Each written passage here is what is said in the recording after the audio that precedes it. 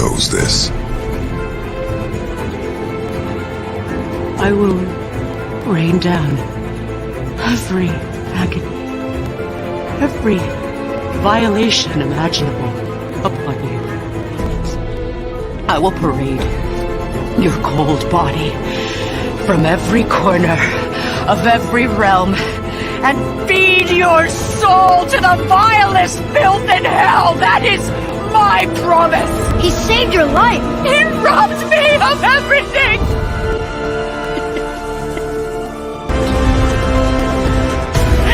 Everything.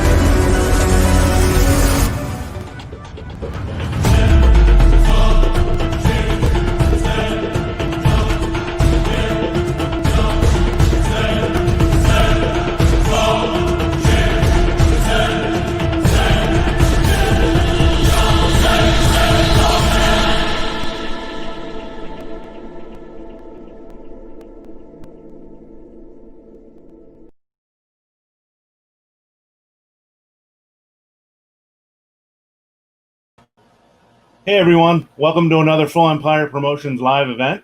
I'm Dominic. I'll be your host for this special Q&A with Danielle Bisutti. We're live on Facebook and YouTube, so thanks so much to everyone who's watching. If you have any questions or would like to leave any comments for Danielle, please do so, and we'll get to those during the broadcast. If you'd like your own private conversation with Danielle, following this Q&A, she'll be doing video meet and greets on Zoom, so feel free to go to fullempirepromotions.com to book your session. We'll leave sales up until about 5-ish, so you've got about an hour to book that. And you can also get autographs, video greetings, or musical greetings on that same site. How cool would it be to have Danielle sing a video message or music message to you? Well, it's my pleasure to welcome the star of Insidious Chapter 2, Curse of Chucky, True Jackson VP, God of War, and most recently Dwight in Shining Armor's resident witch Hexala, an accomplished writer, director, voice actress, and musician, my good friend and client, Danielle Bisutti. Dom, hey, Danielle. That's such a nice intro. Thank you. You nailed it. You got it all covered. Did I? I also played volleyball and basketball in high school. You forgot that, but it's cool. Hey, your mother and my mother are both mothers, so it's okay. Oh my gosh, I want to say I'm sorry that we didn't start on time, everybody. I am not a technical witch. I'm a magical witch. And anyway, we had a little technical hiccup, but so glad that we're here with you now. Yeah. So how are you doing in your part of the world? It's good. I have the ocean breeze coming in through my window and really nice lighting. If you can see, we did this on purpose. I have a plant that I have not killed. So life is looking really good. I love that guy. I sing to it all the time. And what else, Dom? Dwight in Shining Armor. We definitely got our season 5, so we're excited about that. That's awesome. And just living life in this COVID era and still connecting with friends and family in a new way and going out. A lot of really cool things are happening in Santa Monica right now, where restaurants are having all of their tables and chairs on the sidewalk. Are they doing that where you're at as well? Yeah. You can go inside as well, but it's just limited. And it feels a little bit like being in Europe, just kind of sitting out on the sidewalk and having a little bite to eat and a glass of wine. And It was really nice the other day to be there with one of my producing partners. And we kind of just were like, oh my gosh, we feel like humans again. It was really nice. Yeah. Well, I want to start off with your background a little bit. I understand you were born in Los Angeles. Were you born into a family of entertainers? Yeah, there are a few people that in my family, actually, I could say many that are in the industry to some capacity. My dad was a set dresser and a decorator. And so for many years, he was, working on, I think the first show he's ever on was Mork and Mindy. And I remember as a little girl, just sort of sitting in the audience, like watching Robin Williams warm up and sort of dreaming about being on the other side of the fence. And so, yeah, I got a lot of exposure to what it was like from a technical standpoint, what happens on a TV set. Uncles and cousins who were my Uncle Rick, an Academy Award winning decorator for Dick Tracy. lots of cousins on my dad's sides, like first ADs, writers, cameramen. My aunt Christina Ferrari, actress, model. My mom's an incredible writer. Just like painters, writers, singers, actors, just entrepreneurs. It just kind of runs in the family. Now I'm trying to think if I've forgotten anyone. My great aunt Helen, my whole Italian tribe. This is a really cool story, actually. I'm just going to give this to you now. You ready? The origin? Yeah. There was an Italian tribe, 11 brothers and sisters from my great grandparents in Tacoma, Washington. And one of them had a dream of being a singer, my Aunt Helen. And she, I think it was Bing Crosby, who got one of her tapes and thought she had all this talent. So this whole Italian family moves down to Los Angeles. Now, Dom, this was during a time where they were sharing like one pair of pantyhose. Like this was like when, you know what I'm saying? Like families like congregated and supported each other in that way. Cut to Cleveland, Ohio. My Aunt Christina Ferrari, beautiful, gifted, tall, blue-eyed goddess, wants to be a model. That whole family, my mom's family, moves to Los Angeles. So you got these two families with two people that want to be stars moving to LA, and Italians know Italians. Little by little, those families meet. My mom and dad meet at my great uncle's market, where my grandfather was a butcher. This is like a movie waiting to happen. So like, it is. No, listen, all these paisanos hanging out. My mom and dad meet, and then they get married and have me. So yeah, so it's a long lineage of creative people, every one of them beautiful and brilliant in their way. And yeah, I'm really lucky. I feel very blessed to be part of such a big creative family. Yeah, that's awesome. Did you watch films growing up? Were you a film fan? Nonstop. My father was the comedy classic guy. So we got tons of classics, comedies like Mel Brooks and Peter Sellers with the Pink Panther were like like Monty Python. Those were like the holy grail of comedy. And then my mom was the sci-fi fantasy. So we got Star Wars was, I say this a lot, like the holy trinity in our family was, Jesus, Jesus, pasta, and Star Wars. So it was like, those were the three like ruling entities of the Bisutti household. Big time sci-fi fantasy dork nerd geeks. And we love the Arthurian legends. So anything king, queen, lore, myth, fairies, all that stuff. We love that. My mom and I love that. My brother wasn't really into that. But yeah, Star Wars, anything sci-fi, Star Trek, but not so much horror, which is interesting. Although we did watch it. We kind of snuck it because you remember we were like, I was Christian house, right? So we had to. But I mean, I'm telling you, between Freddy Krueger and Chucky, like that was it. My childhood was destroyed, and I knew Chucky was going to get me one day, and he did. He totally did. Yeah. That little asshole. Sorry, am I allowed to say that? I want to quote that little Irish baby that says the Chucky quote, but the YouTube video, but I can't say that here. We gotta send that out. Yeah, I wish I could play it, but I don't want the broadcast to get banned. I feel like everybody feels that way about Chucky. Yeah. So did you have any kind of acting inspirations when you first started acting that said, I want to be like her, I want to be like him, or I want to take on their style? Well, I had a picture of Carrie Fisher as Slave Leia up against my wall, appropriately so. And I mean, I don't know how appropriate it is for a 4-year-old to be wanting to be Slave Leia, but this gives you some insight into my childhood. Yeah, I wanted to be in movies as far as I can remember. Judy Garland in Wizard of Oz, and I remember the first time I saw it. I think I somehow I co-produced my whole family at like 3 or 4 to reenact the whole movie in the backyard. And my dad was the witch, and I think my uncle poured water on him. I'm melting. Like they really committed for me. And I remember I had my little Toto in the basket. I was producing and directing at a very young age. And subconsciously, yeah. Coercing. I was maybe coercing a little bit too. Yeah.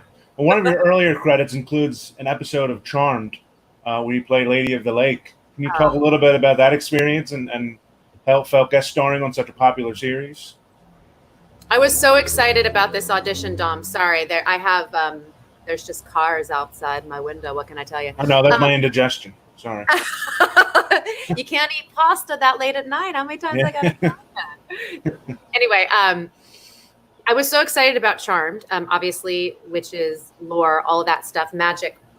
but particular, they were looking for a British actress. Now, apparently, this was a time maybe where a lot of British actresses weren't like submerged and like infiltrating Los Angeles. So I go in with my best British accent ever, and I had red curly hair at the time, and I think I just owned that. And I mean, Arthurian legends are everything for me. So I was like, oh yeah, I know the Lady of the Lake. Here she is. Here's my accent, and I got the part, and that felt like kind of the beginning of something very like special for me. Like from Charmed, I think shortly thereafter I got the OC, and I was recurring on the OC, and it just started to spiral. Interesting little tidbit on Charmed. A good friend of mine from Royal High School in Simi Valley, where I grew up, who I think got most memorable, Mandy Line, was costume designer.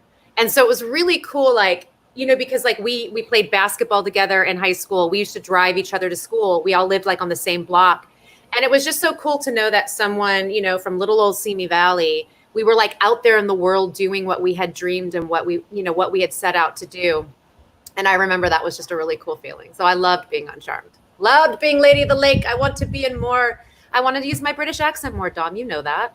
Yeah, that's the ticket, seems. Should I stop now? Carol's dropping in, saying you're the best Princess Leia. Who's that, darling? Carol. There's going to be some people dropping some comments in as we talk. Hi, Carol. Yes, Amelia, Carol, Amelia. Hi, thank you. I would love to be here. You know this. Yeah, well, you starred as Amanda Cantwell in the series True Jackson VP. Did you enjoy the role, and did you notice any kind of difference working for Nickelodeon as opposed to the other studios?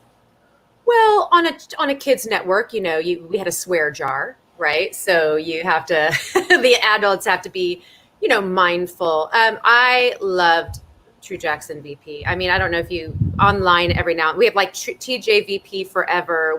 Our fans have been loyal. When you're in a show where you're like kids are growing up with you, I remember those shows that had sort of an indelible impression upon me as a kid. And I remember feeling that was such a gift to impact kids that way. On a show that was positive. I mean, Keke Palmer, such a talented young actress still today. And at that time, like blowing your mind at 14 years old, came across like a 40-year-old, like she was giving me life advice. And I was like, okay, I was listening. Loved playing Amanda Cantwell. I mean, I always kind of play that conflicted female in many ways.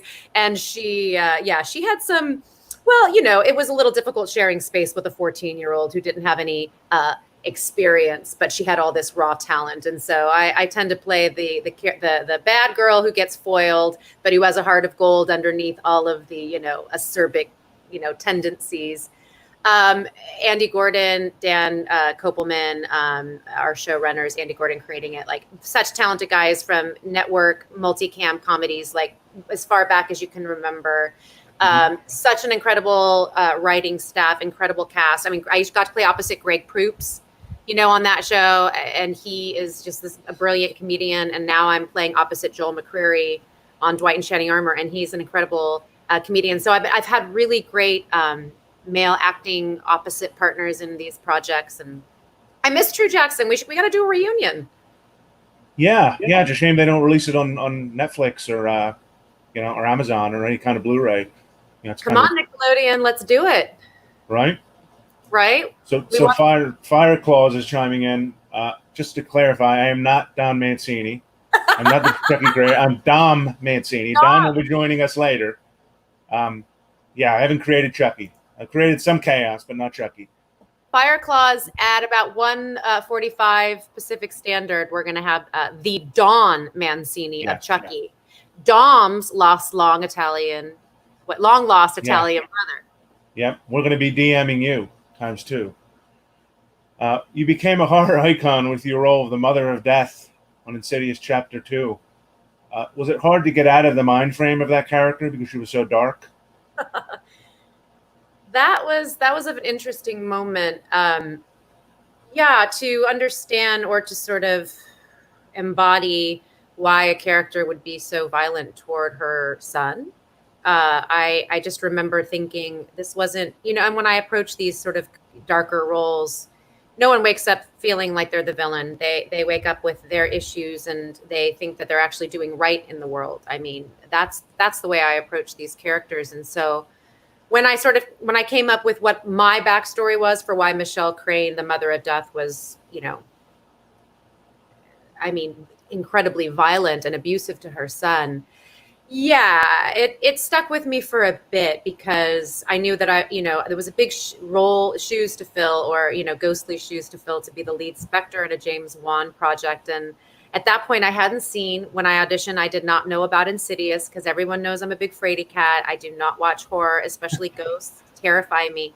So I remember watching Insidious as I was preparing, and like the hairs on the back of my neck were standing up, and I was like, holy, what have I gotten myself into? I need to embody and like really like elevate with this presence, this ominous presence in this film. So the only way for me to do that was to understand the pain that Michelle Crane was harboring, and this stuck pain that she had, like, basically had been stuck throughout time in the further. It hadn't been healed. It hadn't been let go. And these entities glomming onto people because they're stuck in that space. So yeah, I got a little stuck as Danielle, and I had to like sage it out and like bathe it out with sea salt, just pull it out when we were done. Right. Well, you worked with a great cast and crew, including veteran actresses Barbara Hershey and Lynn Shay. Did you learn anything from them? Well, I was, and Rose Byrne and Patrick Wilson, and yes, but as far as, Beaches, I will tell you, Beaches was one of the films that when I was like, yes, I want to be an actress, and Barbara Hershey, and both Bette Midler and Barbara Hershey were incredible. And that song, Wind Beneath My Wings, right. I could sing it, but I'll start crying. Right. I remember Barbara Hershey's performance having a profound effect on me, most definitely. And just, wow, I want to do that one day. I want to channel a character. I want to tap into parts of myself that resonate, or live out ideas of who I'd want to be that perhaps I'd never get an opportunity to do in my lifetime. That's one of the other blessings of being an actor. You really get to be fully expressed as a person and tap into places or go places that you maybe normally would have never had an experience to do. So yeah. Working with them was incredible. And Lynn Shay I remember the moment when she comes in and she sees me, and her eyes got big and my eyes got big, and it was this incredible standoff. And I was so juicy. I would have a standoff with Lynn Shay any day and just love every second of it. Right. Yeah. Maybe she jarred something loose in you. What's that? I said, maybe she jarred something loose in you. Maybe she did. She might have. Might have. She's a powerful. She's made such an incredible career in that franchise. Yeah, and she's hysterical too. Wish they gave her more comedy in that. She's just hysterical. Yeah. Would you say James Wan is an actor's director? He's both.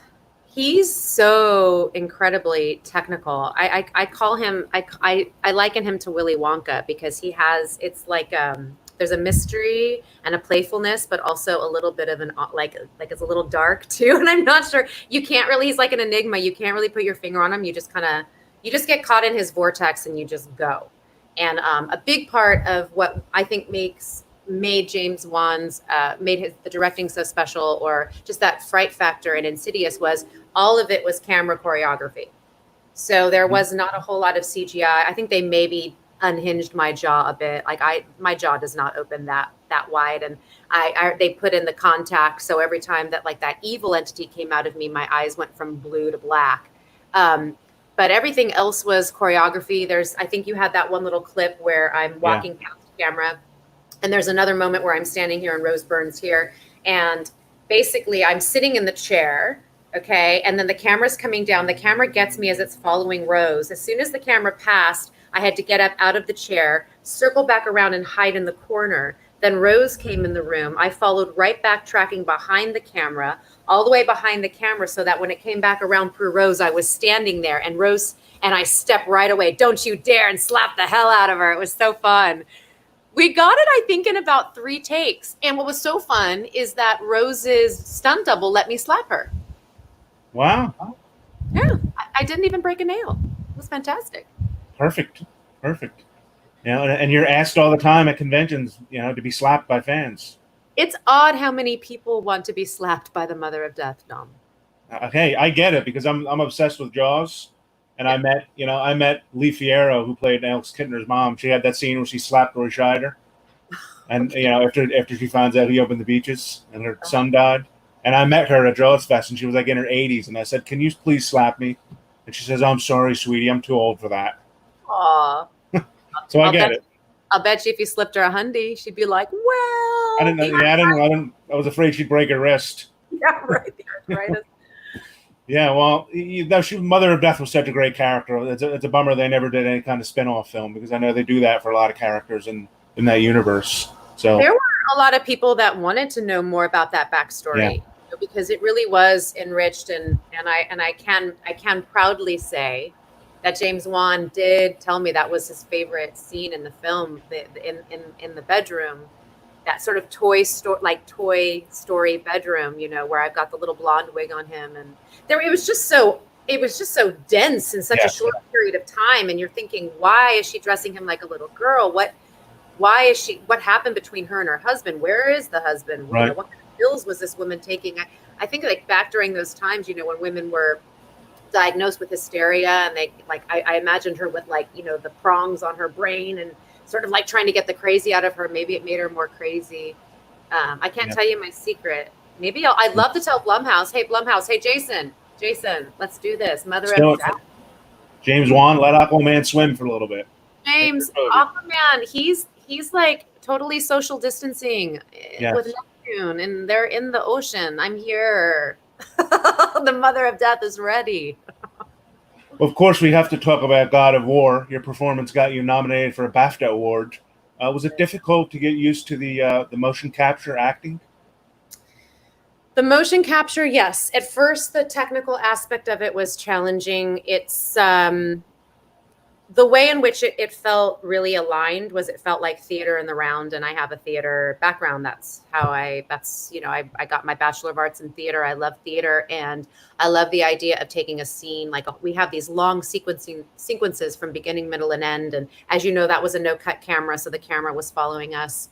And it's in this big white space. The challenge is the helmet and this like hook with the camera in your face. There are times like Chris and I would get close to have these sort of intimate conversations, and we would lock horns, like the cameras would get locked. And then you've got a pack around your belly, with all the equipment, and that can sometimes get hot. They were very good about giving us breaks from the helmet and all of that. That was really the only thing that was a challenge about it. I mean, but then after a while, just like anything, it becomes like second skin and second nature. You don't even notice it. Right. Well, we saw a powerful scene in the opening intro of you finding out your son is dead. Was that the most difficult scene for you to shoot? I did a lot of prep for that, but I actually had something in my personal life. I was going through a divorce at the time. I actually shared this on the documentary. And when Freya says, he robbed me of everything, I could really relate with that pain and that feeling of betrayal, so present in my life in that moment that it was right there. I didn't have to reach very deep. I just had to open my heart, be vulnerable, and let it just be courageous with my vulnerability. And we did that take probably about 3 times. And I think it may have been even maybe I think it was the second or third take, but by the third take, everybody was crying. We were all just feeling, even Jeremy in my arms. He it worked. Yeah, we were all really feeling the pain of Freya's betrayal and losing the one thing she had left, which was her son. Yeah. Well, let's talk about the BAFTAs. How excited were you when you were nominated, and what was the experience like being there with the cast and in front of on the red carpet? Oh, it's a dream come true. So a friend of mine, I'm going to forget the name of the company that he works with, but they did the game Spider-Man. It'll come to me in a second. It's anyway, Ryan Schneider, who I also went to high school with, interestingly enough, texted me in the morning. He's like, "Congratulations on the BAFTA nom." And I just assumed it was the game, because we were sweeping. I mean, it was incredible. None of us could have expected this. Every single game of the year nomination award. And I was like, "Oh, thanks so much." I'm like, "Yeah." I'm like, "You're doing really well." I was in my bed, and he's like, no, you got nominated for your performance. And I do promptly remember falling out of my bed, onto the floor. And I was like, what? And then I didn't know what to do. Like, do you know that movie, the Ballad of Ricky Bobby, when like he doesn't know what to do with his hands and they keep floating up? I was like, do I text? Do I call my mom? Who do I tell I'm nominated for BAFTA? It was a dream come true. I mean, I could check it off a bucket list, but of course, being nominated for a BAFTA would be on that list, but I would never have assumed a video game would come into my life and bring me such tremendous blessings beyond. And then, of course, being in London, I mean, I feel like I think I'm from London. I think I belong in London and Scotland. And so I love London. I love England. And then for the weekend, I went to Scotland and I was castle hopping and I had my British accent, Dom, and I was just pretending like I was a queen. That was what I was doing all weekend in Scotland, just hanging out in castles. There you go. Well, speaking of castles, we're going to move on to Dwight in Shining Armor. You're currently playing which Hexala on that series? I've seen a few episodes, and it seems like there's a lot of Danielle and Hexala. Is this character you feel most connected with so far? Oh, well, I'll tell you why. Yes, and because the older I've gotten, the more anchored in my power and truth I've gotten. And so, what's so great about Hexala is she just speaks her mind and does exactly what she wants. And so many moments in my life, my 20s and my 30s, and you're pleasing people. Well, 20s, you're finding yourself. And then the 30s, you're just trying to like be everything for everyone in your life. And then, and then you reach 40 and you're like, oh, no, I can't be bothered. I'm just going to anchor in what my truth is and do that, period. And that's what Hexala does. She's just like, yeah, you're welcome. And she moves on. So I love that about her. And also too, I think there's more to Hexala.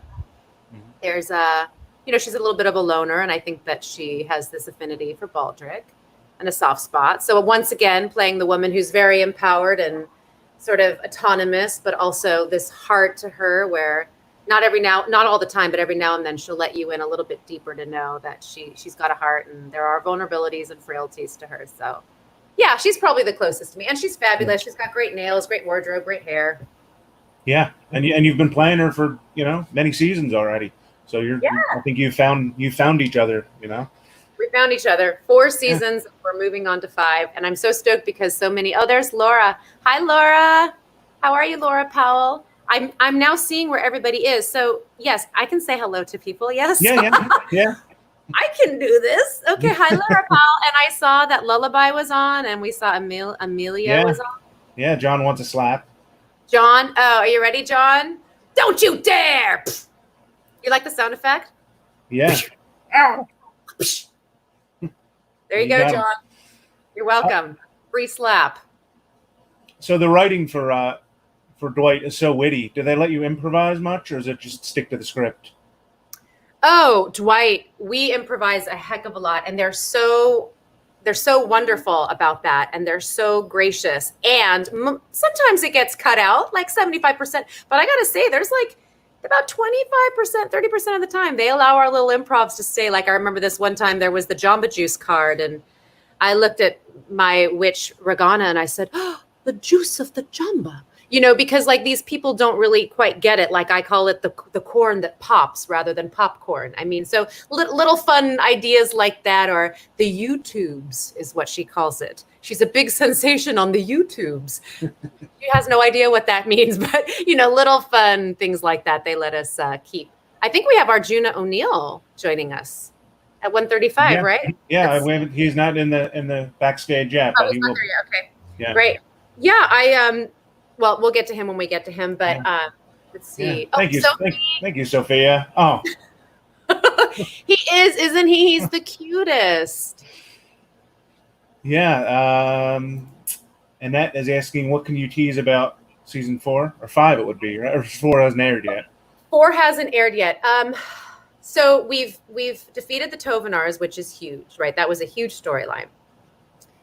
Now there are some other challenges that come about. I can tell you that this sort of hodgepodge family of Clodwick, Greta, Dwight, Hexala and Baldric, that we start to bond a little more and become a little bit closer. And we are going to be faced with some new challenges where we have to really show up for each other. And of course, our way, my way magic, their way sort of medieval, like with brute force, and Dwight's modern way, which is diplomacy, and kindness, which we don't quite understand. I mean, that's the fun part of the show, is to see the two worlds colliding and how we help each other carry. Yeah. Mad respect for my sufferer of depression and anxiety, who was very much an empath and senses sincerity. That's nice.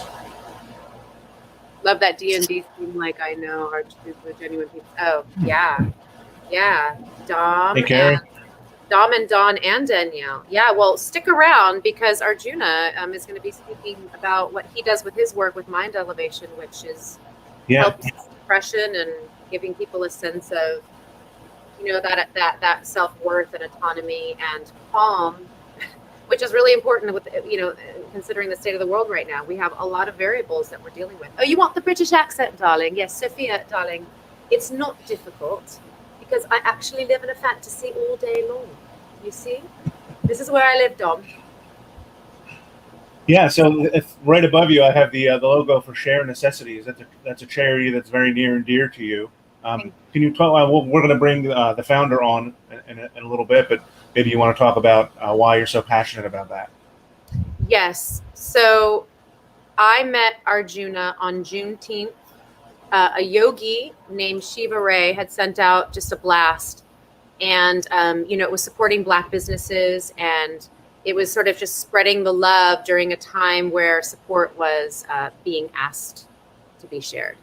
And I did not know Arjuna. I did not know anything about him, but I saw this mind elevation, and I had seen the kind of work that he was doing, which was to really anchor this sense of inner peace and value in human beings, and how we really need that in our world, especially now. And guess what?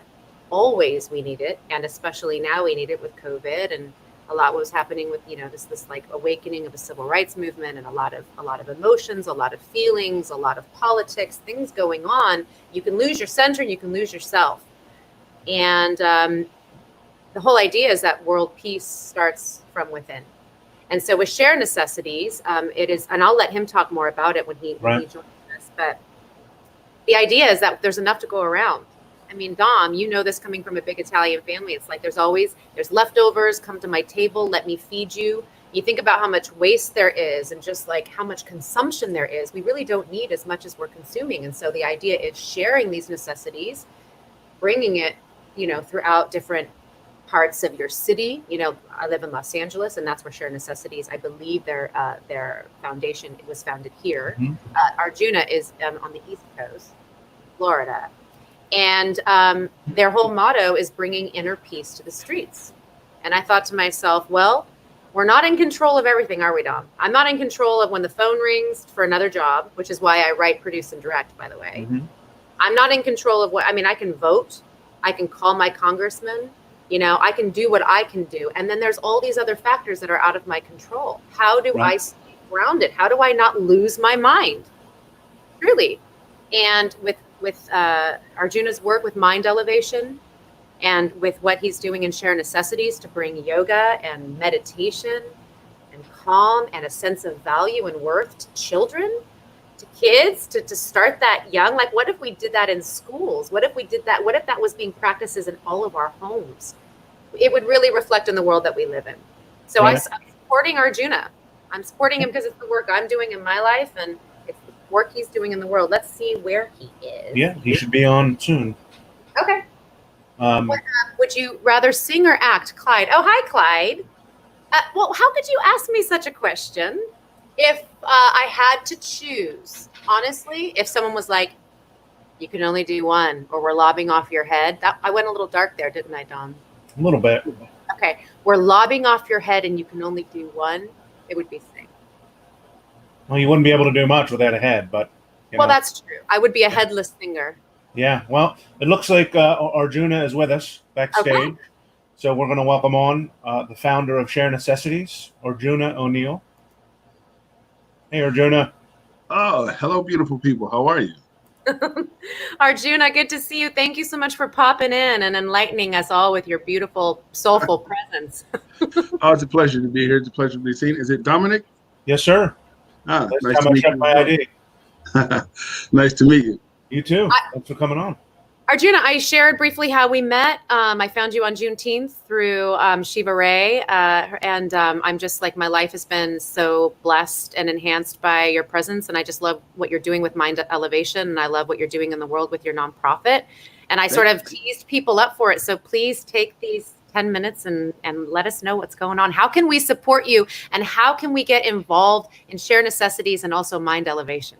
Well, just to let you know, I one of my calls canceled. So if we want to roll with it a little longer, I'm here.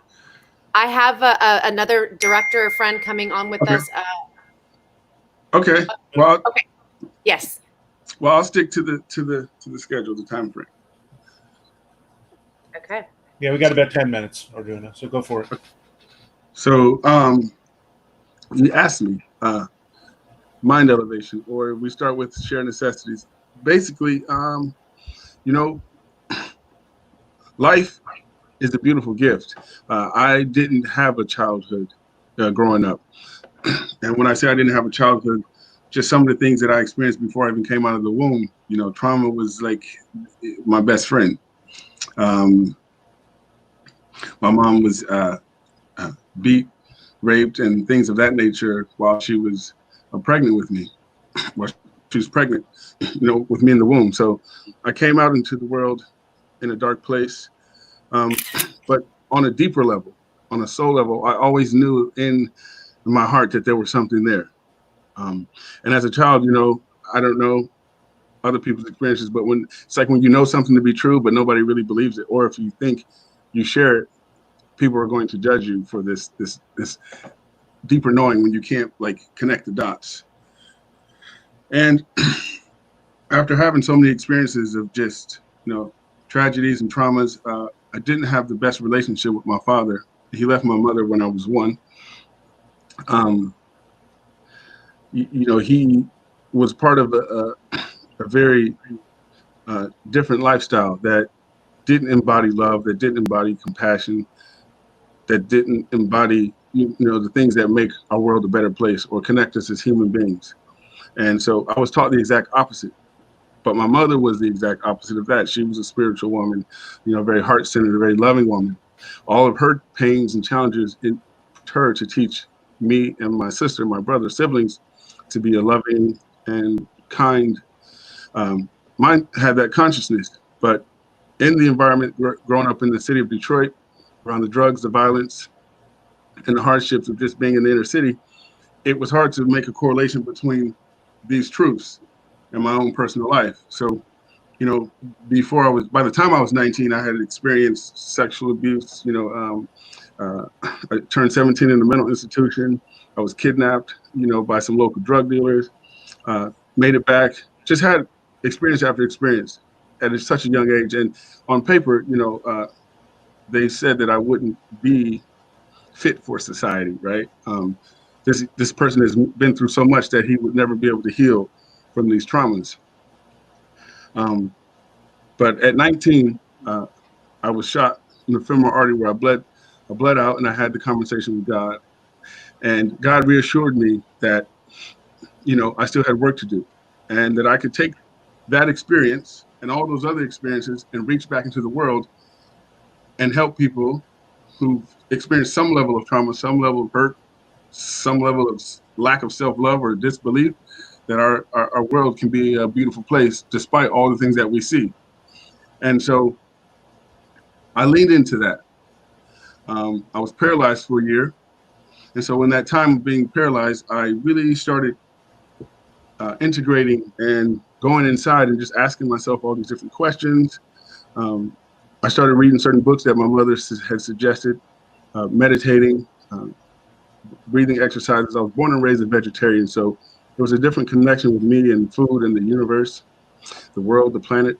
And then after that, I had an experience where I had to make up for some of the things that I was doing in the world that that weren't just. So I served 2 years in the county jail. I never been to prison, thank God.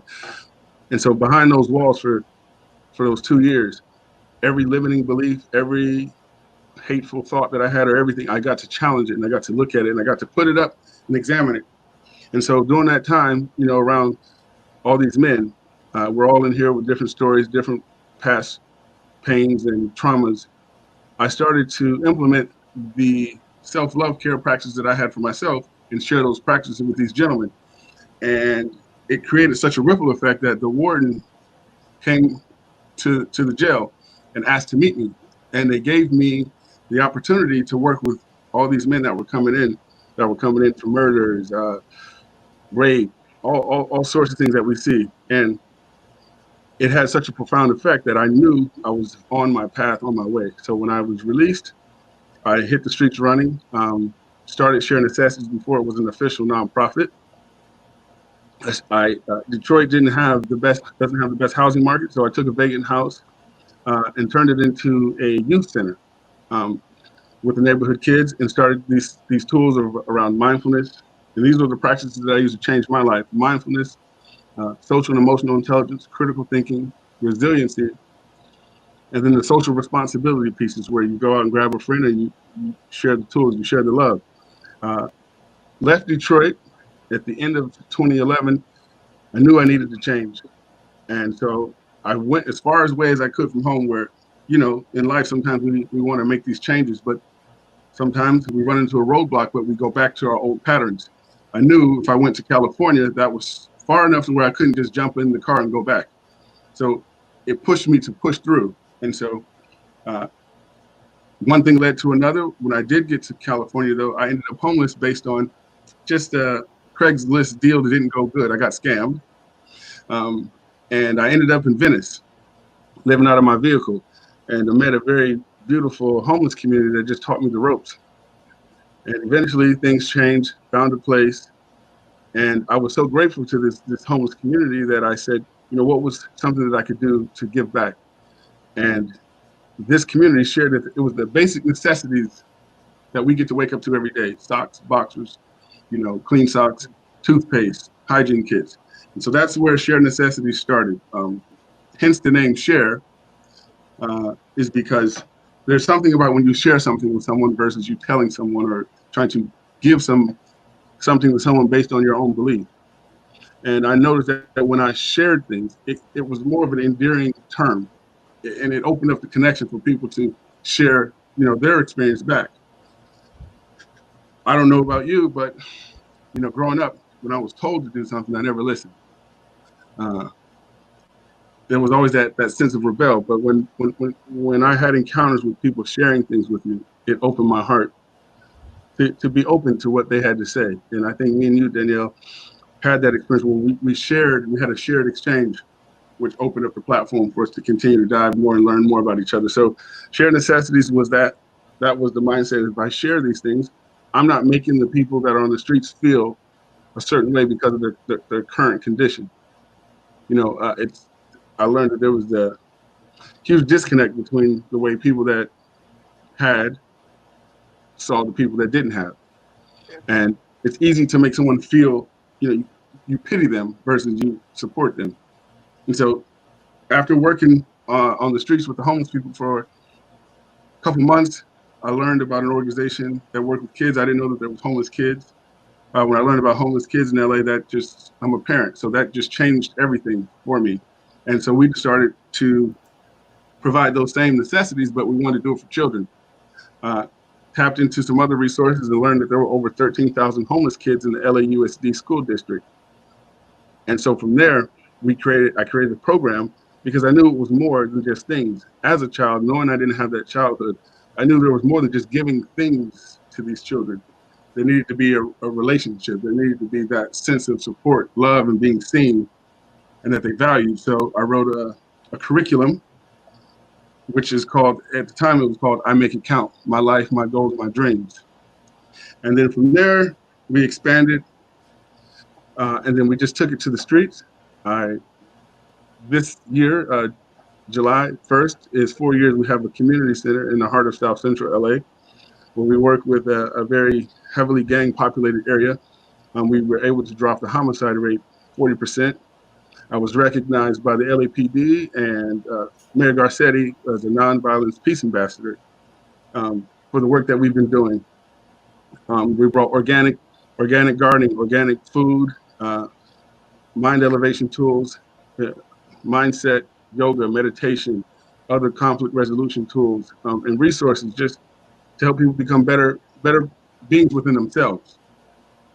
Our motto was start with self first, start it in the home, and then that's what will ripple out into the streets.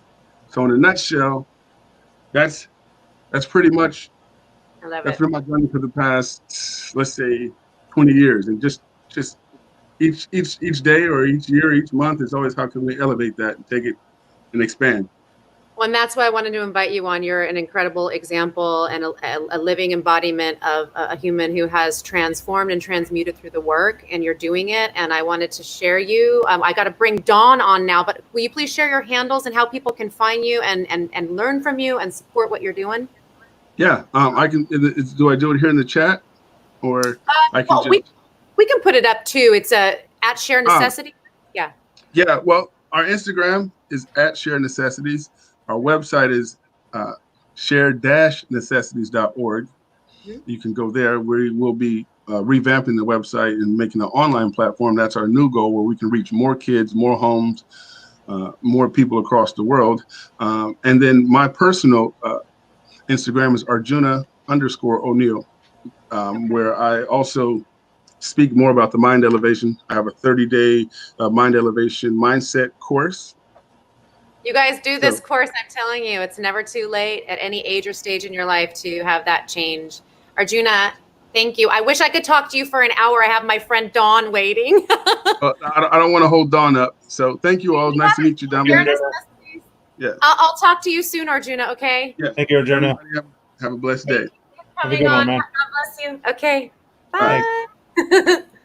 Well, we left out one of your most popular credits for a reason. You played Barb in the 6th installment of the Child's Play series, Curse of Chucky.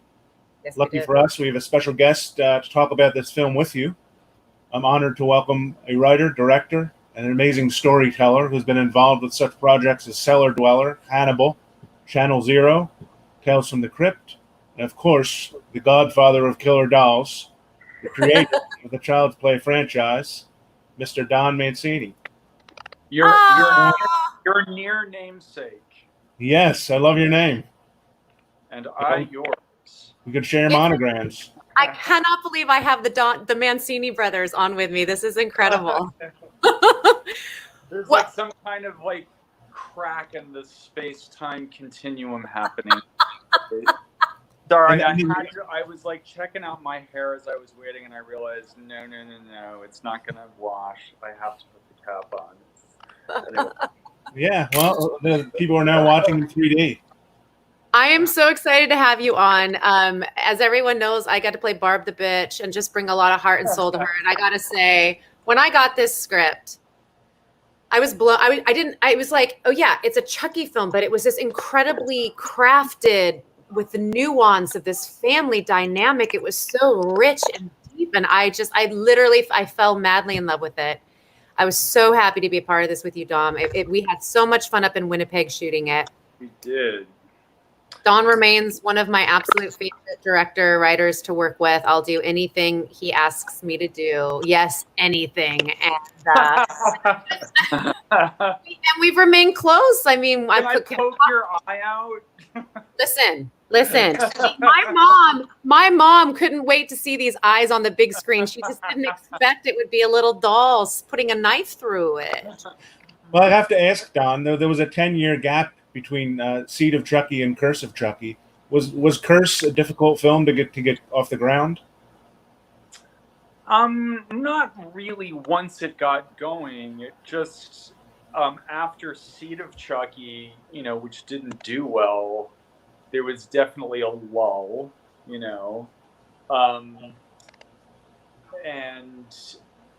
we explored doing different versions of whatever the next Chucky movie was going to be. And at one point, we were discussing maybe doing a reboot of the first movie, but we decided that that was not a good idea, and I think history has proven us right. But we won't dwell on that. But when the wheel finally came around and we were able to make the movie, I took some of the ideas that I had for what we were planning earlier, and but had to rewrite it to accommodate a lower budget. I mean, basically, the bottom line is that Seed of Chucky didn't do very well, so we got demoted.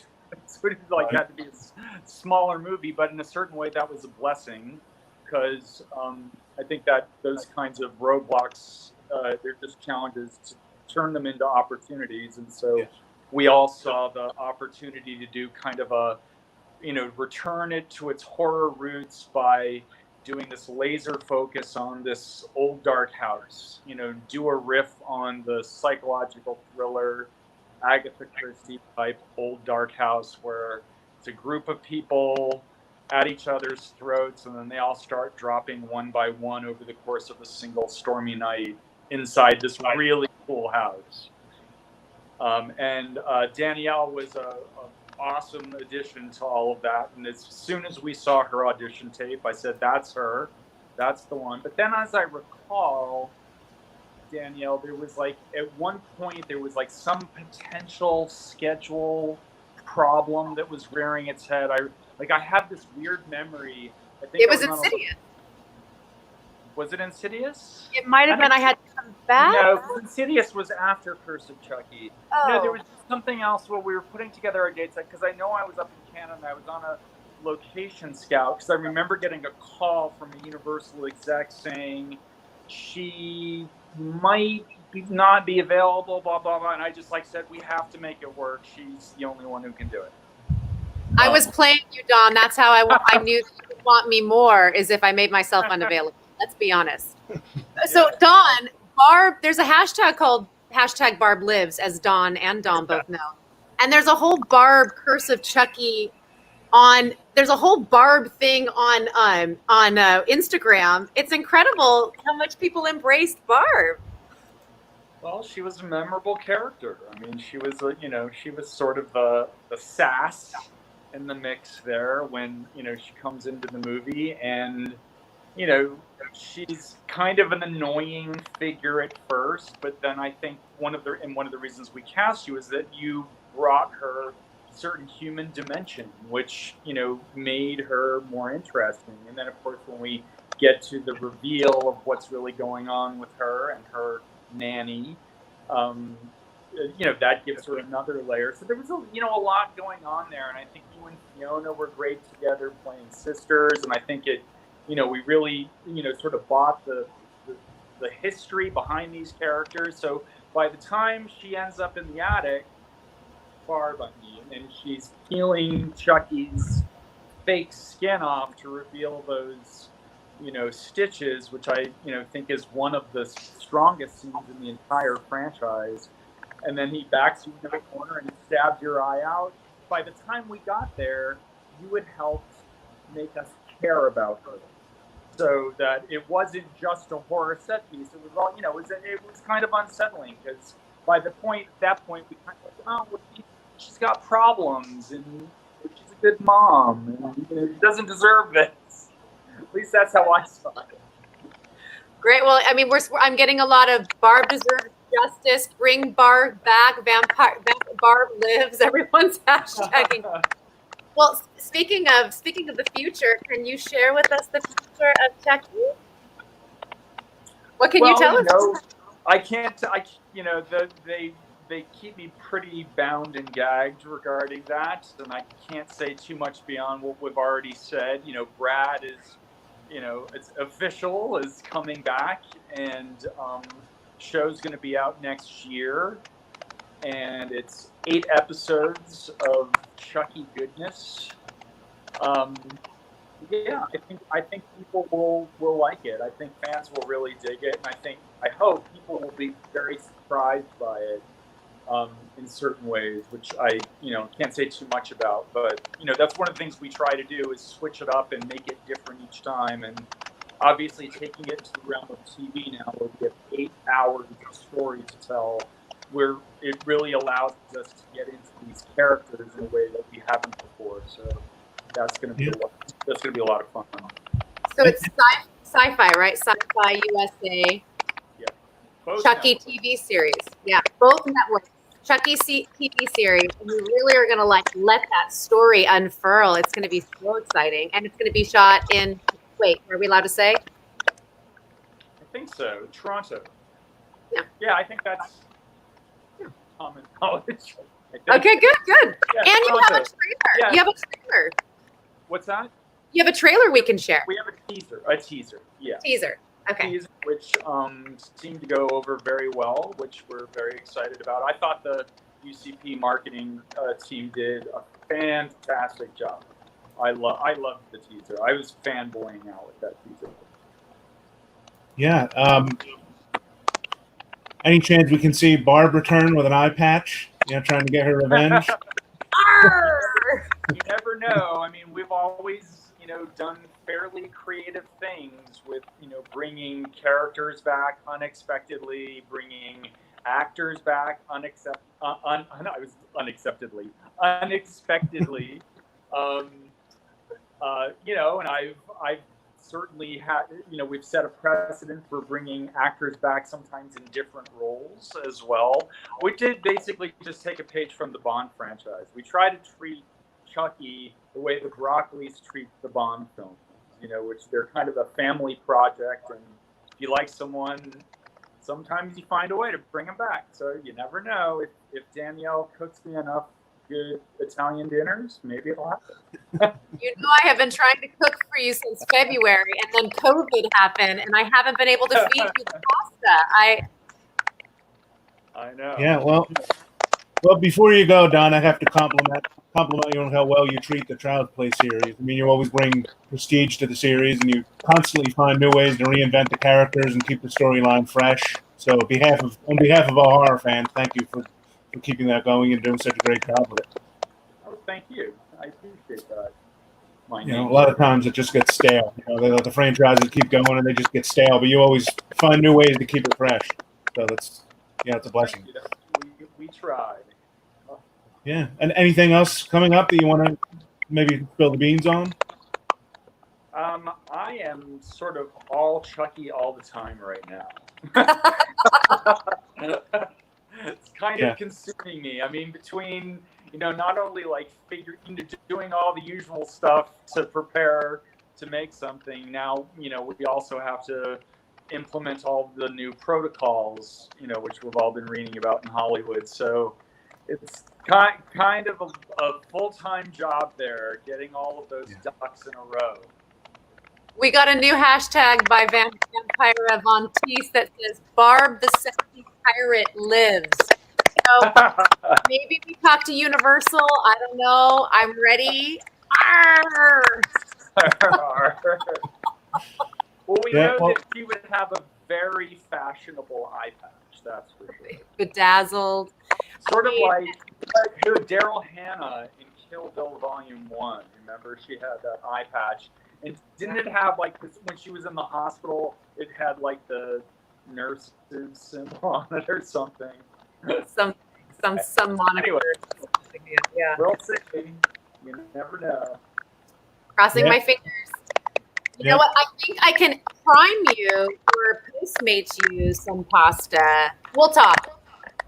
Okay. I'll get it to you. I love you.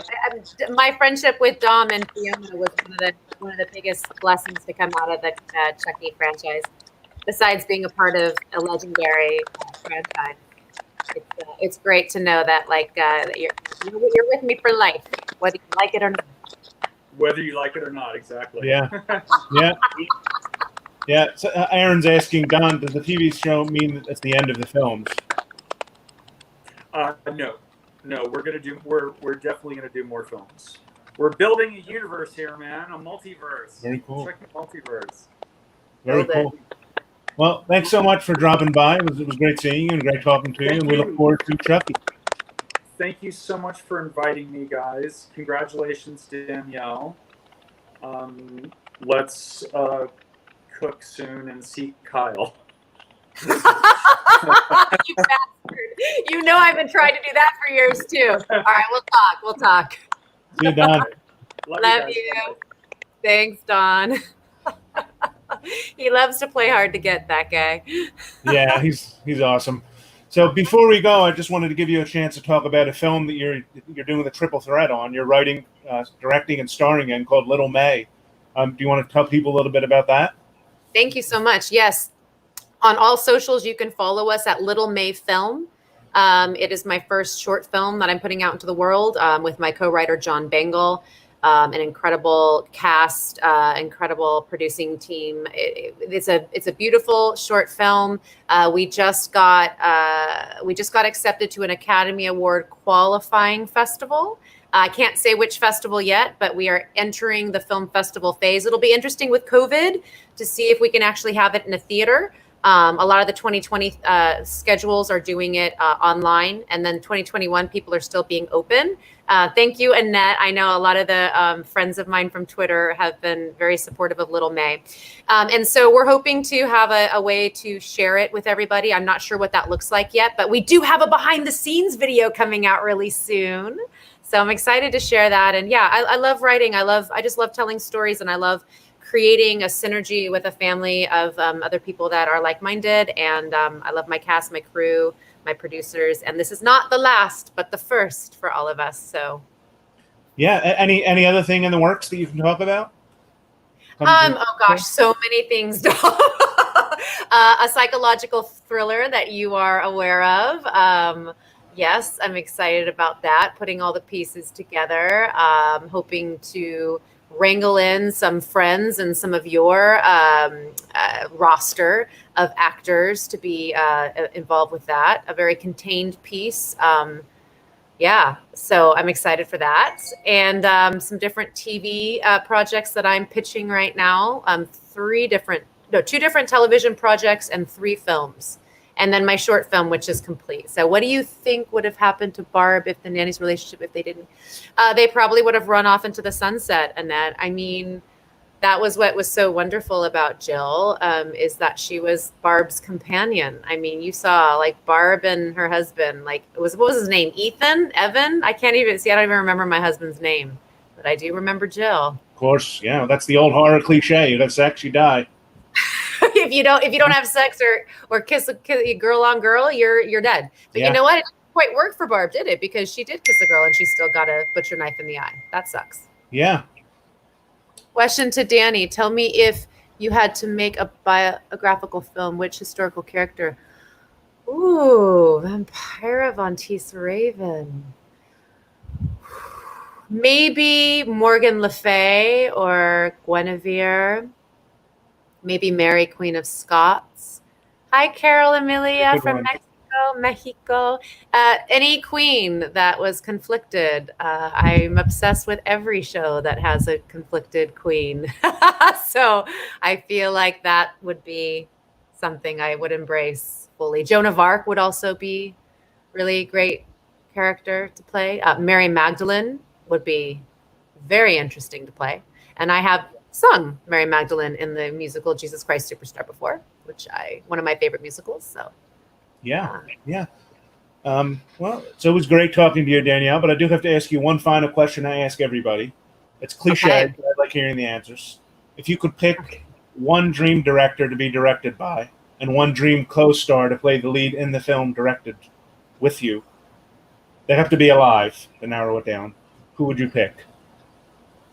Ooh. Well, definitely Cate Blanchett.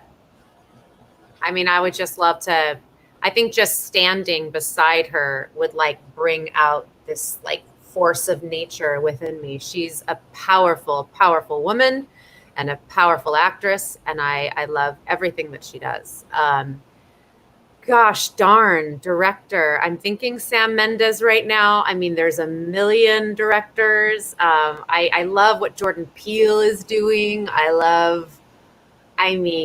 wouldn't say no to Spielberg, I'd love to work with James Wan again, Don Mancini again. Yeah, there's just about a million directors. I would love to see you in the Ryan Murphy universe. I think I would you'd love fit in to really be- well. I would love to be Ryan Murphy, because he, just like Dom, like he creates this world where he continues to, and like an anthology, use actors over and over again. I love everything that Ryan Murphy does. And I was just thinking, like, Catherine Bigelow would be fantastic to work with. Some, Patty Jenkins, like phenomenal female directors out there. Yep. Me and Kate Blanchett, we're gonna take over the world with our voices. Well, we didn't even touch on your music career, but I think we're a little over an hour, so we should wrap up. But thanks so much for your time, Danielle. It was fun. It's always fun talking to you, and I can't wait to see you again at a con in person. I know. Thanks for setting this up, Dom. I tell everyone you're the best. Dom Mancini, the greatest special appearance agent in the universe. So innovative. You're so giving. You find a way. And that's the thing, adapt or die. This is just Darwin. We just have to find new ways of relating with each other. Yeah. Vampira wants to know the last question, will I marry you? Well, listen, I am available. So let's have a conversation. Do you want chickens on a farm? Because I'm like into chickens right now, like eggs, like fresh eggs, Dom. Does that make sense? Yeah. Well, you spend time in Montana, so I do. That's seclusion. I do love Montana. Where my brother lives. I'm lucky that he has a place there. Are there any last questions from everybody? I think that was it. Looks like I don't see any more popping up. But thanks so much to everyone who watched us. If you'd like to have your own conversation with Danielle, you can still book your Zoom meeting. We'll leave those open for a few more minutes. If you have your Zoom meeting, we'll see you in a few minutes in the Zoom chat. So thanks, Danielle. See you in a bit. Thank you, Dom. See you soon. See everyone soon. Bye. Thanks so much to everyone who watched. Again, if you want to have your own chat with Danielle, the sales are still open for the one-on-one Zooms. You can go to fullempirepromotions.com to book those. And we'll be back next weekend, August 1st, for another live Q&A with Wishmaster star Andrew Divoff, and many more to come. So thanks so much, everybody. Have a good Sunday.